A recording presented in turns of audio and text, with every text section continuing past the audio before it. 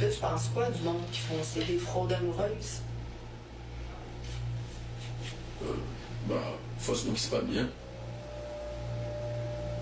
Je peux pas me prononcer dessus. Ce jeune homme en blanc, c'est Mamadou Berthe, un Ivoirien installé à Montréal. Il est suspecté d'être au cœur d'un réseau d'arnaques amoureuses. Tu t'habilles pas à l'aubainerie, là. Tu t'habilles pas dans des magasins cheap, là. Tu sais, t'as des beaux vêtements, Louis Vuitton, Dior, tu sais, c'est vraiment luxueux, là.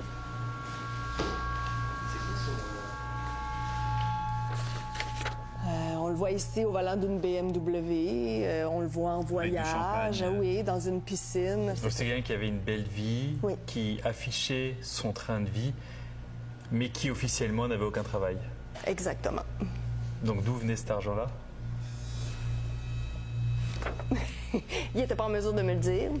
Donc, ce que j'ai vu dans ses comptes, ça venait clairement de la fraude, des différents types de fraude qu'il faisait.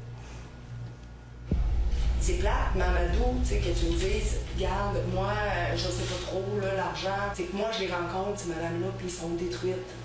Fait que c'est important aussi pour moi de te rencontrer aujourd'hui pour te dire ça, pour...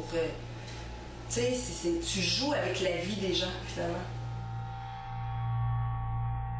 Est-ce que vous avez une idée du montant total d'argent qu'il aurait pu frauder ou récupérer auprès de victimes au Québec? C'est dur de quantifier parce que juste dans un compte, j'avais 20 victimes, dont mes 2 principales victimes. Mais les 18 autres, je ne sais pas combien ils ont perdu là-dedans. Là. C'est On peut imaginer que c'est des millions et des millions de dollars. Oui, on parle de millions, certains. Juste avec un individu et son réseau. Oui. En réalité, comme son compatriote Aboubacar Diallo à Trois-Rivières, Mamadou Berthe est bien plus qu'un simple brouteur.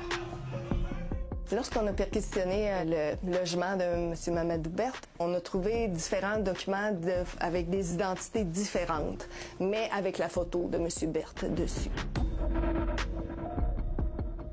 Chacune des identités ouvrait des comptes dans différentes institutions. Puis ensuite, l'argent se promenait dans des comptes. Fait que c'est comme une immense toile d'araignée. Puis j'ai découvert quelque chose de particulier, c'est qu'il était même dans l'exportation de véhicules volés. Monsieur Berthe était l'expéditeur d'un container où est-ce qu'il y avait 2 véhicules volés au nom d'une compagnie qui appartient à un membre du crime organisé africain. Pourquoi qu'on est au port? En fait, c'est parce que ça représente un peu la diversité